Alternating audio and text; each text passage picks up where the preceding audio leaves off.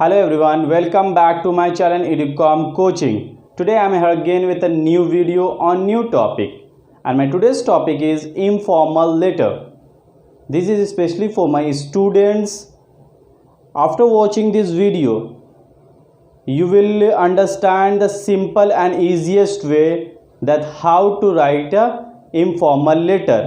मैंने पहले भी एक वीडियो बनाया है that is for formal letter, उसका भी लिंक मैंने डिस्क्रिप्शन बॉक्स में दे दिया है, आप उसको भी देख सकते हैं. So you will better understand the difference between the informal letter and the formal letter.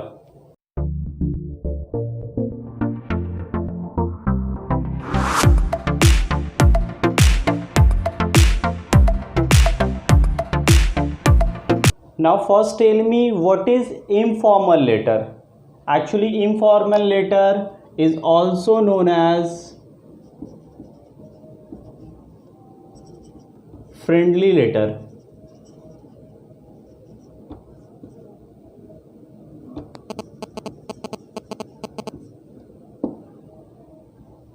Informal letter specially हम लोग अपने रिलेटिव या फ्रेंड्स को लिखते हैं.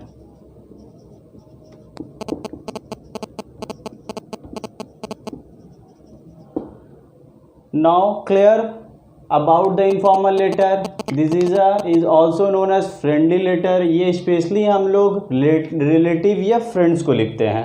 अब थोड़ा सा डिफ्रेंशिएट करेंगे between the formal and the informal. That is formal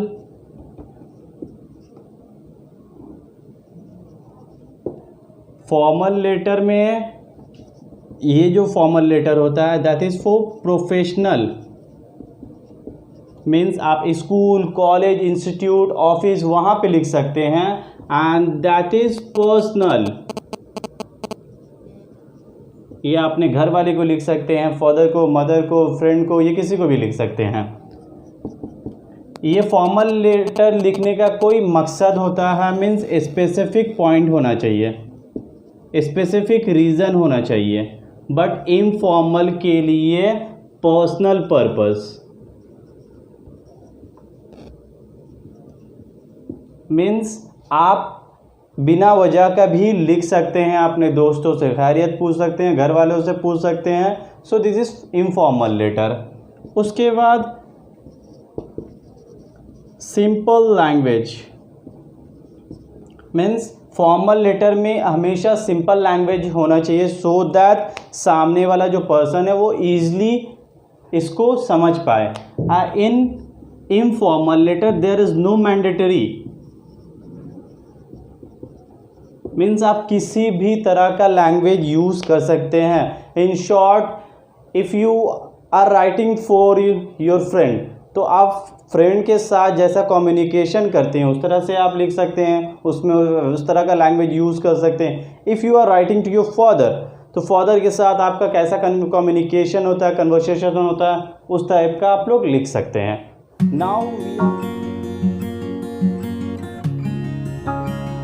now we are moving toward the format for the informal letter which you are looking for.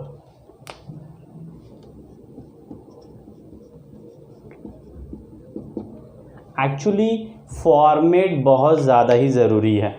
आज के डेट में सबको लगता है कि लेटर से कोई मतलब नहीं है, हम लोग को क्यों लिखेंगे, क्योंकि उसका यूज़ कम होता है. बट आई नो कि एडवांसमेंट आ चुका है, बहुत सारा मॉडर्न इक्विपमेंट लोग यूज़ कर रहे हैं. बट उस टाइम भी आप अगर कंप्यूटर में भी लिखते हैं ना, you have to know the format.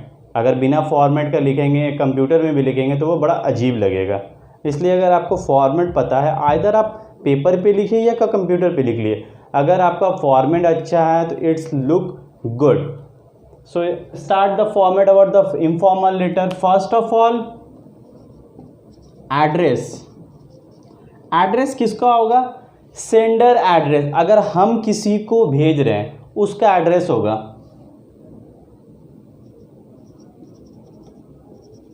Sender address.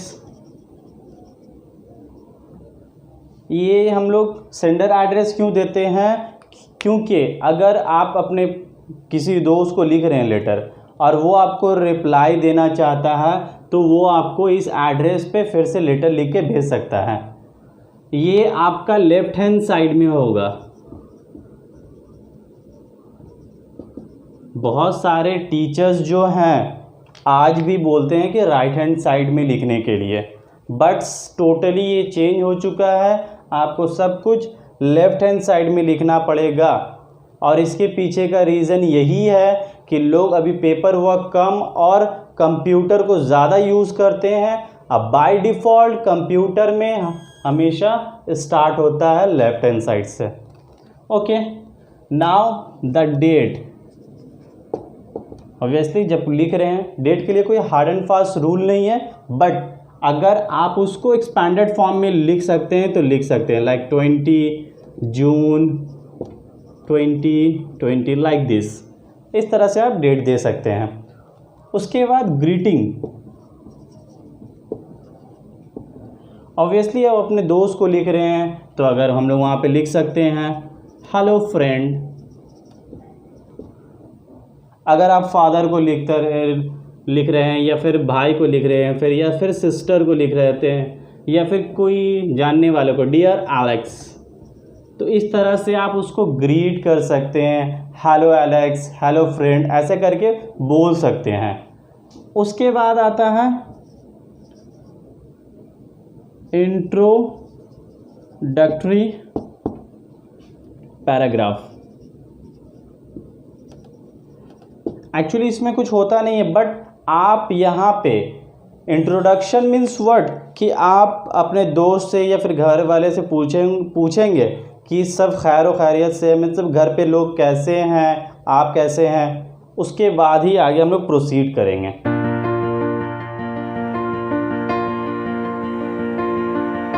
अब आता है बॉडी ऑफ द लेटर।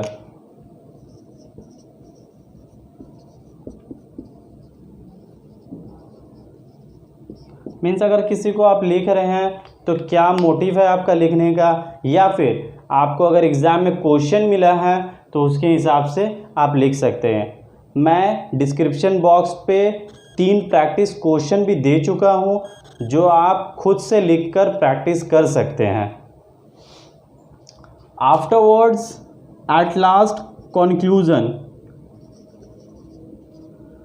ये भी ज़रूरी होता है अगर हम लोग कोई प्रोजेक्ट वगैरह बनाते हैं तो उसमें हम लोग ये देते हैं कंक्लूज़न कि हाँ हमारा मोटिव क्या था ये प्रोजेक्ट करने का। तो इसमें भी हम लोग वही लिखेंगे कि हमारा मोटिव क्या था ये लेटर लिखने का।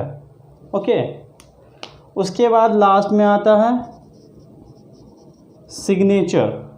But as a formal letter हम लोग को सिग्नेचर देने का ज़रूरत नहीं है। हम लोग इस तरह से ग्रीट कर सकते हैं, like lots of love from your friend, या फिर बेस्ट विशेस। थोड़ा सा तो डिफरेंस होना ही चाहिए क्योंकि हम लोग इनफॉर्मल लेटर लिख रहे हैं, फॉर्मल लेटर नहीं लिख रहे हैं। तो सिग्नेचर्स के जगह पे हम लोग ये लिख सकते हैं lots of love, best wishes. तो इससे पूरा इंडिकेशन हो जाएगा कि हम लोग इनफॉर्मल लेटर लिख रहे हैं। अब आपके स्क्रीन पे एक पिक्चर्स आएगा, एक इमेज आएगा जो कि मेरा लिखा हुआ एक इनफॉर्मल लेटर है। उसको आप देखिए और स्क्रीनशॉट लेके अच्छे से उसको रीड कीजिए सो दैट आपको और अच्छे से अंडरस्टैंडिंग हो जाए। Now this is all about the informal letter. I hope आपका understanding relating to informal letter पूरी तरह क्लियर हो गया होगा। आप इसको अपने दोस्तों से शेयर करें, इसमें जो भी क्वेश्चंस दिया हुआ है उससे रिलेटेड आप खुद से प्रैक्टिस करें so that you can get good marks in your exam. Thank you for watching all of you.